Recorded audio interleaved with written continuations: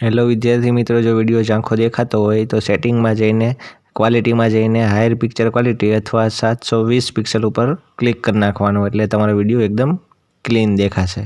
વિદ્યાર્થી મિત્રો, welcome to YouTube channel D solution. આજે આપણે વાત કરવાની છે ધોરણ ગુજરાતીની આઈડિયલ સ્વાધ્યાય પોથીની સેમ 2ની સ્વાધ્યાય પોથીમાં, બરાબર, જે આપણે સોલ્વ કરવાની છે. વિડીયો ગમે તો લાઈક કરો, શેર કરો, કોમેન્ટ કરો અને બીજા વિદ્યાર્થી મિત્રો સુધી પણ આપણો વિડીયો શેર કરો.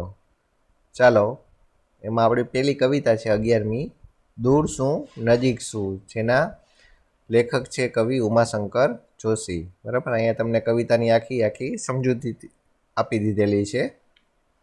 ચાલો તો હવે આપણે સ્વાધ્યાય પોથીની આપણે શરૂઆત કરીએ. ચાલો, સૌ પ્રથમ તમને આપી દીધેલ છે વિકલ્પો. એમાં પહેલો વિકલ્પ છે, અહીં કોને માટે દૂર નજીકના ભેદ નથી?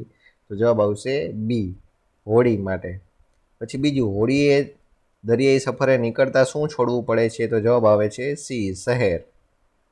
પછી ત્રીજું, હોળીનું સઢ ફૂલવાથી શું થાય? તો જવાબ આવે છે બી, હોળી ગતિ કરે. સઢ એટલે કે આપણે હોળીમાં જોતા હોય ઉપર સફેદ કલરનો જે કાપડ હોય એમાં હવા ભરાય એટલે હોળી આગળ વધે છે. બરાબર, એટલે જે કોઈ પણ માણસ હોય તો એને બહુ વધારે કોઈ મશીન અથવા તો કોઈ હલેસા મારવાની જરૂર રહેતી નથી. પછી આગળ ચોથું, ધ્રુવના તારાનું નિશાન તાકવું એટલે? કે જવાબ આવશે બી, જીવનમાં એક લક્ષ્ય નક્કી કરવું. પછી આગળ પાંચમું, એકવાર સઢ ભર્યા ફૂલ્યા એટલે? તો જવાબ આવશે એ, જીવનમાં આગળ વધવા માટેની હિંમત મળવી. પછી છઠ્ઠું, પૂનમ એની ઢુકડી એટલે કે? જવાબ આવશે સી, લક્ષ્ય પ્રાપ્તિની નજીકમાં હોવું. પછી આગળ સાતમું, કવિએ હોળીના ઉદાહરણ દ્વારા આપણને શું સમજાવ્યું છે? તો જવાબ આવશે સી, કે જીવનમાં આવતી મુશ્કેલીઓનો સામનો કરી આગળ વધવાનું છે. પછી આગળ આવે છે બીજા નંબરનો પ્રશ્ન, કૌંસમાં આપેલા શબ્દોમાંથી યોગ્ય શબ્દ પસંદ કરી ખાલી જગ્યા પૂરો. એમાં પહેલું છે કે છોને છોડે ભૂમિના કિનારા, તો જવાબ આવશે કિનારા. પછી બીજું, રાધિકા મમ્મીનો પાલવ પકડીને દોડે છે, તો જવાબ આવશે પાલવ એટલે કે છેડો, હાડીનો છેડો. પછી ત્રીજું, હોળીની ગતિ મતવાલી છે, તો જવાબ આવશે મતવાલી. પછી ચોથું, દરિયામાં ગમે ત્યારે ઝંઝાવાત થાય છે, તો જવાબ આવશે ઝંઝાવાત. પછી આગળ પાંચમું, હોળી ભૂમિના કિનારા છોડીને આગળ વધી, તો જવાબ આવશે ભૂમિ. પછી છઠ્ઠું, નદી મંદ મંદ હસતી દોડે છે, તો જવાબ આવશે હસતી. પછી આગળ ત્રીજો પ્રશ્ન આવે છે, ખરા ખોટા જણાવો. એમાં પહેલું છે કે હોળી શહેરના રસ્તાઓ છોડીને આગળ વધે છે, તો જવાબ આવશે ખોટું. પછી બીજું, હોળીના સઢથી કે હોળીને ગતિ, દિશા અને સમતોલન મળે છે, તો જવાબ આવશે સાચું. પછી ત્રીજું, હોળીને આભના વાદળા હટીને રસ્તો કરી આપે છે, તો જવાબ આવશે ખોટું. પછી આગળ ચોથું, પાણી પર ઉછળતી હોળી જાણે તારાઓને તાળી આપે છે, તો જવાબ આવશે સાચું. પછી આગળ પાંચમું, હોળીએ ધ્રુવ તારાનું નિશાન તાક્યું છે, તો જવાબ આવશે સાચું. પછી આગળ છઠ્ઠું, આભના આગળ ખુલી જવાથી નવા રસ્તા મળે છે, તો જવાબ આવશે સાચું. પછી આગળ સાતમું, હોળી ઝંઝાવાત રૂપી વીંજળા સાથે ખેલ ખેલે છે, તો જવાબ આવશે સાચું. પછી આગળ આઠમું, જળમાર્ગની સફર સરળ અને આનંદદાયક છે, તો જવાબ આવશે ખોટું. પછી આગળ ચોથા નંબરનો પ્રશ્ન, નીચેના પ્રશ્નોના એક એક વાક્યમાં ઉત્તર લખો. એમાં પહેલું છે કે એકવાર સઢ ભર્યા ફૂલ્યા અને વાયરા ખુલ્યા, એ દ્વારા શું સમજાય છે? તો કે જેમ સઢ ફૂલવાથી હોળીને ગતિ મળે છે, તેમ માનવીને જીવનમાં આગળ વધવાની હિંમત આવે છે. પછી આગળ બીજું, સામે આભના તે આગળ ખુલે ને પંથ નવા ઝૂલે એટલે શું? તો કે આભરૂપી આગળ એટલે કે મોટી મોટી મુશ્કેલીઓનો ઉકેલ સૂઝતા જાય અને નવા નવા માર્ગ મળતા જાય, એમ જીવન સરળ બનતું જાય છે. પછી આગળ ત્રીજું, નદીની કે દરિયાની સફરે જતા વાતાવરણમાં શો પલટો આવે છે? તો કે નદીની કે દરિયાની સફરે જતા ક્યારેક પવનના સુસવાટા સાથે વરસાદ કે તોફાન શરૂ થઈ જાય છે. એ તોફાનમાં પણ હોળી હાલક ડોલક થતી આગળ વધતી રહે છે. પછી આગળ ચોથું, કઈ તિથિથી હોળી સફર શરૂ કરે છે અને કેમ? તિથિ એટલે કે તારીખ. તો કે હોળી સુદ બીજની તિથિથી સફર શરૂ કરે છે. એક માન્યતા મુજબ સુદ બીજ એ શુકનવંતી તિથિ મનાય છે. શુકનવંતી એટલે કે સારી, શુકનિયાળ. પછી આગળ આવે છે પાંચમા નંબરનો પ્રશ્ન, નીચેના પ્રશ્નોના ટૂંકમાં ઉત્તર લખો. એમાં પહેલું છે, હોળીએ ધ્રુવનું નિશાન શા માટે તાક્યું હશે? તો કે ધ્રુવનો તારો અચલ છે, એટલે કે એની જગ્યા ફેરવતો નથી. તેની દિશા અને સ્થાન નિશ્ચિત છે, માટે કોઈ પણ લક્ષ્ય સિદ્ધ કરવા ધ્રુવ નિશાન તાકવામાં આવે છે. અહીં હોડીએ પણ પોતાની દ્રઢ સંકલ્પ શક્તિથી માર્ગમાં આવતી ઝંઝા સામે અચલ રહી લક્ષ્ય સાધવા માટે ધ્રુવ નિશાન તાક્યું હશે. પછી આગળ બીજું, હોડીને દૂર શું નજીક શું એમ શા માટે કહ્યું હશે? તો કે જે સફર મુસાફરી ખેડે છે તેના માટે દૂર કે નજીકના ભેદભાવ હોતા નથી. તેનું લક્ષ્ય તો એક જ હોય છે, જાવું જરૂર છે, બંદર છો દૂર છે. હોડી ભૂમિનો કિનારો છોડીને પોતાની સફર શરૂ કરે છે. પછી તે આગળ ને આગળ વધવાનું જ વિચારે છે, પાછળ ફરીને કિનારાનો વિચાર કરતી નથી. એ રીતે પોતાની મંજિલ પર આગળ વધીને લક્ષ્ય પ્રાપ્તિનો પ્રયત્ન કરે છે. પછી આગળ ત્રીજું, હોડીને આગળ વધવામાં સઢ કેવી રીતે ઉપયોગી થતો હશે? તો એનો જવાબ આવશે કે પવન પોતે તો ગતિશીલ છે, પણ અન્યને પણ શું આપે છે? ગતિ આપે છે.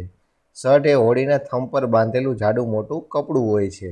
એ સઢમાં હવા અને પવન ભરાતા સઢ ફૂલાય છે અને હોડીને ગતિ મળે છે, અને ખલાસીને હલેસા ઓછા મારવા પડે છે. આમ હોડી સઢની મદદથી સરળતાથી ગતિ પકડે છે.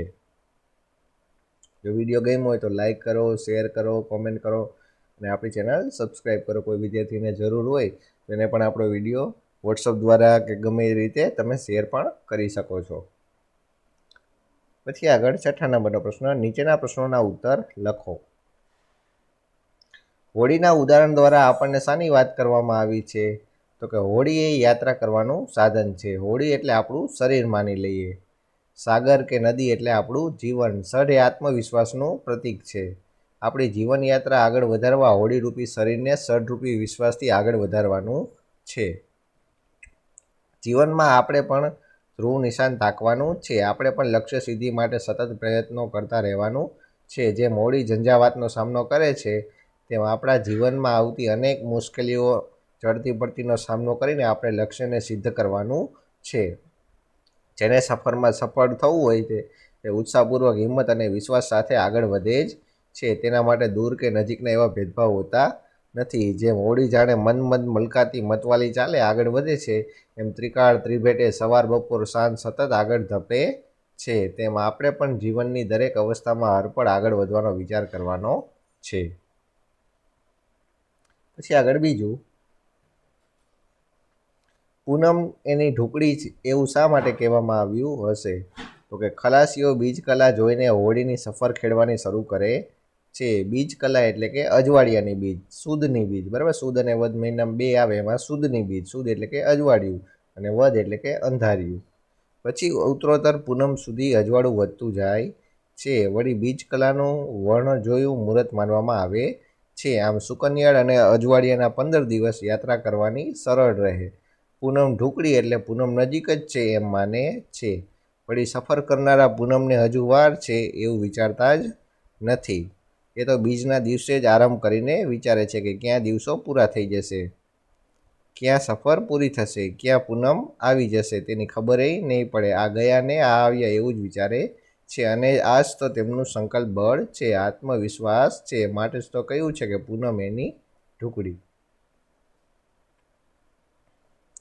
પછી આગળ 7મો પ્રશ્ન, નીચે આપેલી કાવ્ય પંક્તિ સમજાવો. એમાં પહેલી કાવ્ય પંક્તિ આપેલી છે, સામે આભના તે આગળ ખુલે ને પંથ નવા ઝૂલે, કે હોડીને દૂર શું અને નજીક શું. તો કે એનો શું થઈ છે કાવ્ય પંક્તિ? તો કે હોડી તેની સફરમાં આગળ વધતી જાય છે. સામે ગહન અને વિશાળ આકાશ આવીને ઊભું રહે છે. કોઈ માર્ગ દેખાતો નથી, પણ નજીક પહોંચે છે ને જાણે અચાનક આભના આગળ ઉલાળા ખુલી જાય, જાણે કે આભે દરવાજા ખોલીને નવો રસ્તો ચીંધ્યો હોય. એમ જીવનમાં મુશ્કેલીઓ સામે ઝઝૂમતા નવો ઉપાય કે ઉકેલ મળી જ જાય છે. તેથી સફરમાં આગળ વધવું અને દૂર નજીક એવું વિચારવું નહીં. પછી આગળ બીજું, એણે ધ્રુવનું નિશાન ભલું તાક્યું, બાકી ન કાંઈ રાખ્યું, કે હોડીને દૂર શું અને નજીક શું. તો આનો શું થશે અર્થ? કે ધ્રુવનું નિશાન એટલે કે મક્કમ સંકલ્પ સાથે લક્ષ્ય સાધવું. હોડીને સફર ખેડવી છે, તેણે ધ્રુવનું નિશાન તાક્યું છે. તેથી પોતાના લક્ષ્ય સિવાય હવે બીજે ક્યાંય ધ્યાન જાય જ નહીં. એટલે ગમે તેટલી વિકટ પરિસ્થિતિ સર્જાય તો પણ પોતાનું લક્ષ્ય પાર પાડવા માટે જ મથતી રહે છે. તેના અથાગ પ્રયત્નો ચાલુ હોય છે. પછી આગળ 8મું છે, નીચે આપેલી કાવ્ય પંક્તિ પૂર્ણ કરો. બરાબર. કૂદી કૂદી દે તરલાને તાલે, હંસત મતવાલી, કે હોડીને દૂર શું નજીક શું. કદી ઝંઝાને વીંઝણે રમતી, તુફાને ભમતી, કે હોડીને દૂર શું ને નજીક શું. પછી આગળ બીજી છે, એ તો સરખા સમોવડાને ભેટે, ત્રિકાળને ત્રિભેટે, કે હોડીને દૂર શું નજીક શું. આજ બીજ કલાની દેખીને ઉપડી, પૂનમ એની ઢુકડી, કે હોડીને દૂર શું ને નજીક શું. પછી આગળ આવે છે 9મો પ્રશ્ન, નીચેના પ્રશ્નોના માગ્ય મુજબ ઉત્તર લખો. એમાં પેલું આપણને પૂછ્યું છે કે કાવ્ય પંક્તિના અંતમાં આવતા પ્રાસવાળા શબ્દો લખો. તો કે કિનારા, એના જેવો શું થશે તો કે મિનારા. ફૂલિયા તો કે ખુલિયા. ખુલે તો કે ઝૂલે. ફરકે તો મરકે. તાલી તો મતવાલી. રમતી તો કે ભમતી. ભેટે તો કે ત્રિભેટે. ઉપડી તો કે ઢુકડી. તાંક્યું તો કે રાખ્યું. પછી આગળ બીજો પ્રશ્ન છે, નીચેના શબ્દનો વાક્ય પ્રયોગ કરો. ચાલો, કિનારા શબ્દનો આપણે વાક્યની અંદર પ્રયોગ કરી નાખવાનો છે અને કોઈ પણ એવું આપણે વાક્ય બનાવવાનું છે. જરૂરી નથી કે આમાં આપ્યું એવું જ બનાવવું, બરાબર. ચાલો, કિનારાનું વાક્ય પ્રયોગ શું છે તો કે ગુજરાતનો દરિયા કિનારો લાંબો છે. તો જો કિનારો આ વાક્યની અંદર આવી ગયું. પછી મિનારો, તો કે ઝૂલતો મિનારો સ્થાપત્ય કલાનો નમૂનો છે. પછી ત્રીજું સઢ, તો કે ખલાસીઓ સઢ ખોલે અને વહાણે ગતિ પકડી. પછી આગળ ચોથું પાલવ, તો કે સાડીનો પાલવ ખૂબ જ સુંદર છે. પછી આગળ પાંચમું ઝંઝા, તો કે જળમાર્ગની સફરમાં ઝંઝાનો અનુભવ થાય જ. પછી આગળ છઠ્ઠું ત્રિકાળ, તો કે સહદેવ ત્રિકાળ જ્ઞાની હતો, એટલે કે ત્રણેય કાળનું જ્ઞાન હતું એની પાસે. પછી આગળ સાતમું ત્રિભેટો, તો કે બધાએ ત્રિભેટે મળવાનું નક્કી કર્યું. પછી આગળ ત્રીજો પ્રશ્ન છે, આપેલા શબ્દોનો ઉપયોગ કરી કવિતાની રચના કરો. જો આ બધા શબ્દોનો ઉપયોગ કરીને તમારે કવિતા રચવાની છે, એમાં દરેકે દરેક શબ્દો આવી જવા જોઈએ, બરાબર. તો કે અમાસની રાત્રિએ ઓઢી કાળી સાડી, મહી મઢિયા તારાને નભ પાલવ ચમકતા. બરાબર છે. ચાલો, આ પંક્તિ પણ આપણે બનાવી. પછી આગળ ચોથો છે કે ઉદાહરણ મુજબ રેખાંકિત શબ્દ જવાબ તરીકે મળે તેવી રીતે પ્રશ્નો બનાવો. બરાબર. ચાલો, આમાં શું કીધું છે કે રેખાંકિત શબ્દમાં જવાબ તરીકે મળે એનો એવી રીતના પ્રશ્નો બનાવવાના છે, બરાબર. ચાલો, રમાએ રવિવારે રાજને ગુલાબી રંગની પેન આપી. તો કે એના ઉપરથી પ્રશ્નો બનાવવાના છે. તો કે રાજને ગુલાબી રંગની પેન કોણે આપી? તો કે જવાબ આવશે એનો રમાએ. પછી આગળ રમાએ ગુલાબી રંગની પેન કોને આપી? તો કે રાજને. પછી રમાએ રાજનને શું આપ્યું? પછી આગળ ચોથું, રમાએ રાજનને કેવા રંગની પેન આપી? પછી આગળ પાંચમું, રમાએ રાજનને ક્યારે પેન આપી? બરાબર. આ વાક્યમાંથી જ આપણે આ બધા પ્રશ્નો બનાવ્યા. 5 પ્રશ્નો બન્યા. ચાલો, પછી આગળ આ વાક્ય આપ્યું છે કે આશ્વી તેના ભાઈ ફિલિપને લેવા સાંજે 7 વાગે રેલવે સ્ટેશન પર પ્લેટફોર્મ નંબર 4 પર ઝડપથી પહોંચે છે. તો એની ઉપર આ જો આ નોખા નોખા તમને 8 પ્રશ્નો બનાવીને આપ્યા છે. તો કે એમાં પહેલો છે કે આશ્વી કોને લેવા રેલવે સ્ટેશન પર પહોંચે છે?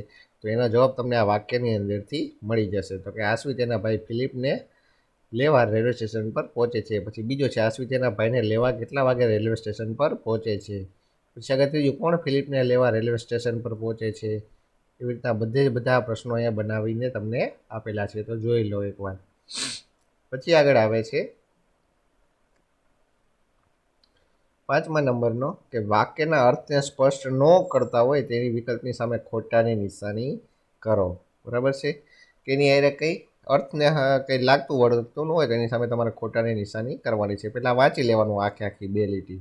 અનંત અને અનિતાને કબડ્ડી ખૂબ જ ગમે છે. અવની અને આકાશને ખોખો વધુ ગમે છે, પણ કબડ્ડી પણ ગમે છે. આરવ અને આરતીને 7 તાળી ગમે છે અને કબડ્ડી બિલકુલ ગમતી નથી. તો જો અનંત, અનિતા, અવની અને આકાશને કબડ્ડી ગમતી નથી, તો શું આવશે? ખોટું. પછી આરવ અને આરતીને પણ કબડ્ડી ગમે છે, તો શું આવશે? ખોટું. પછી ત્રીજું છે, આકાશ અને અવનીને ખોખો અને કબડ્ડી ગમે છે. તો જો અહીંયા જો આકાશ અને અવનીને ખોખો વધુ ગમે, તો આ શું આવશે? સાચું. પણ આપણે સાચું કરવાનું નથી. પછી અનંત અને અનિતાને બધી રમતો ખૂબ ગમે છે, તો જવાબ આવશે ખોટું. બરાબર. આવી રીતના તમારે શાંતિથી વાંચીને કરવાનું છે. એવી રીતના બીજાની અંદર કરવાનું છે, બરાબર. પછી આગળ ત્રીજાની અંદર કરવાનું છે, બરાબર.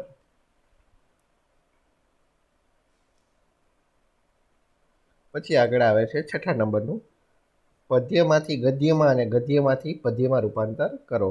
એટલે કે પદ્ય એટલે કે કવિતામાંથી તમારે પાઠમાં અને પાઠમાંથી તમારે કવિતામાં રૂપાંતર કરવાનું છે. પદ્ય એટલે કે કવિતા અને ગદ્ય એટલે કે પાઠ. એમાં પેલું છે, એકવાર સઢ ભર્યા ફૂલ્યા ને વાયરા ખુલ્યા. તો હવે આ પદ્યમાં આપ્યું છે અને તમારે ગદ્યમાં કરવાનું. તો કે એકવાર સઢમાં પવન ભરાય છે તેથી તે ફૂલે છે અને ખુલે છે અને ગતિમાન બને છે. પછી આગળ બીજું, સામે ખુલ્લું આકાશ છે અને નવા નવા રસ્તાઓ ખુલતા જાય છે. આ તમને ગદ્યમાં આપ્યું છે અને પદ્યમાં ફેરવવાનું કે સામે આભના તે આગળા ખુલે અને પંથ નવા ઝૂલે. પછી ત્રીજું, તેના પહોળા પાલવ દૂર ફરકે ને ઝીણું ઝીણું મરકે. તો આ તમને પદ્યમાં આપ્યું છે અને ગદ્યમાં ફેરવો. તો કે દૂર દૂર તેના પહોળા પાલવ ફરકે છે અને જાણે કે તે ઝીણું ઝીણું એટલે કે મંદ મંદ હસતી હોય તેમ લાગે છે. પછી આગળ ચોથું, તેણે ધ્રુવનું નિશાન તાકીને હોળીને તે દિશામાં આગળ હંકારી છે. તો શું આવશે કે એણે ધ્રુવનું નિશાન ભલું તાક્યું બાકીને કાંઈ રાખ્યું. આ ફેરવ્યું આપણે પદ્યમાં. પછી આગળ સાતમું, ખોટો શબ્દ ચેકીને વાક્ય બનાવો. ચાલો, ખોટા શબ્દ વાક્યમાં હોય એ ચેકી નાખવાના છે, બરાબર. તો કે નરેશે માહિતી ગોઠવીને ચાર્ટ તૈયાર. શું આવશે તૈયાર? તો કે કર્યો. તો સાચું આવશે કર્યો. તો આ બે શબ્દોને તમારે શું કરવાના? ચેકી નાખવાના. પછી બીજું, કવિ કલાપીએ અનેક કાવ્યો લખ્યા હતા. તો આ બે આવશે ખોટું. પછી ત્રીજું, શિવાની પોતાના મનનો ભાવ બહુ પ્રમાણિક રીતે વ્યક્ત. તો વ્યક્ત એટલે શું આવશે? તો કે કરે છે. તો આ બે શું આવશે? ખોટા. તો ચેકી નાખવાના. પછી આગળ 10મો પ્રશ્ન, નીચેના શબ્દોના સમાનાર્થી શબ્દો લખો. ભૂમિ તો કે જમીન અથવા તો પૃથ્વી. મતવાલી એટલે કે ચપળ, એકદમ ફાંફડી. પછી ત્રીજું, વાયરો એટલે કે હવા અથવા તો પવન. પછી ચોથું, કિનારો એટલે કે કાંઠો અથવા તો તટ કહેવાય. પછી ઝંઝા એટલે કે વંટોળિયો અથવા તો પવન. પછી આભ એટલે કે આકાશ અથવા તો નભ. પછી સાતમું, શહેર એટલે કે નગર અથવા તો પૂર. પછી વીંઝણો એટલે કે પંખો અથવા તો વ્યજન. પછી ઢુકડું એટલે કે નજીક અથવા તો પાસે. પછી હોડી એટલે કે નાવ અથવા તો નૌકા. પછી નિશાન એટલે કે લક્ષ્ય અથવા ધ્યેય. પછી સમાવડું એટલે કે સમાન અથવા તો સરખું. પછી આગળ 11મું, નીચેના શબ્દોના વિરોધાર્થી શબ્દો આપો. આભ એટલે નું વિરોધી ભૂમિ, શહેરનું ગામ, ઢુકડુંનું આઘું, પૂનમનું અમાસ, નજીકનું દૂર, પહોળાનું સાંકડા, નવાનું જૂના, હસતી તો રડતી, સરખા તો જુદા. આ થયા વિરોધી શબ્દ. હવે આગળ આવે છે જોડણી સુધારો. ચાલો, કિનારો આમ લખાય. પછી વીંઝણો, પછી ધ્રુવ, પછી ભૂમિ, પછી નજીક, પછી નિશાન, પછી ઝીણું, પછી ઝંઝા, પછી ઢુકડું. અડ ન આવે પણ ડ આવે. પછી આગળ આવે છે 13મો પ્રશ્ન, નીચેના શબ્દોને શબ્દકોશના ક્રમમાં ગોઠવીને લખો. બરાબર, આપ્યા છે અને તમારે શબ્દકોશના એટલે કે કક્કાના ક્રમમાં ગોઠવીને લખવાના છે. તો પહેલાં આવશે શહેર, પછી સઢ, પછી સમોવડા, પછી સરખા અને આવે છે સામે. પછી આગળ બીજું આપ્યું છે તમને, એને તમારે ફેરવીને શબ્દકોશમાં ગોઠવીને લખવાના. પહેલાં આવશે ઝીણું, પછી તારલા, પછી બીજકલા, પછી વીંઝણો, પછી આવશે હોડી. ચાલો, એમાં 14મું છે, નીચેના શબ્દ સમૂહ માટે એક શબ્દ લખો. એમાં પેલું છે કે પવન ભરાઈને વહાણને ગતિ મળે તે માટે વહાણના થાંભલાને બાંધવામાં આવતું જાડું કપડું. તો એને કહેવાય સઢ. પછી આગળ બીજું, થાંભલા જેવું ઊંચું ચણતર. તો એને કહેવાય મિનારો. પછી આગળ ત્રીજું, સાડલાનો લટકતો છેટો. તો એને કહેવાય પાલવ. પછી ચોથું, પવન સાથે પડતા વરસાદનો સુસવાટ. તો એને કહેવાય ઝંઝા. પછી પાંચમું, 3 કાળનો સમૂહ. તો એને કહેવાય ત્રિકાળ. પછી છઠ્ઠું, જ્યાં 3 રસ્તા મળતા હોય તે સ્થળ. તો એને કહેવાય ત્રિભેટો. પછી સાતમું, પૂર્ણ ચંદ્ર ઉગે તે તિથિ. તો એને કહેવાય પૂનમ. પછી આઠમું, પવન નાખવાનું સાધન. તો એને કહેવાય વીંઝણો. આ થઈ ગયા તમારા શબ્દ સમૂહ. પછી આગળ 15મો પ્રશ્ન છે, ફકરો વાંચીને પ્રશ્નોના ઉત્તર આપો. તો પહેલાં આપણે ફકરો વાંચી લઈએ કે અનેક પડકારો સામે ઝઝૂમતી અરુણિમા હિલેરી સ્ટોપ પહોંચી, ત્યાંથી એવરેસ્ટ પહોંચાય છે. ત્યાં જ શેરપાએ આઘાતજનક વાત કહી કે અરુણિમાની બોટલનો ઓક્સિજન પૂરો થઈ રહ્યો છે અને તેણે પાછા ફરવું જોઈએ. જિંદગી સલામત છે તો ફરીથી પ્રયત્ન કરી શકશે.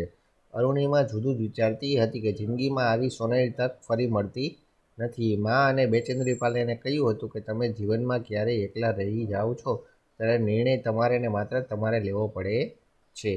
ત્યારે વિચારો કે એક એક ડગ માંડીને હું અહીંયા પહોંચી છું એવી પડે પાછળ નજર કરી એક કદમ આગળ માંડજે.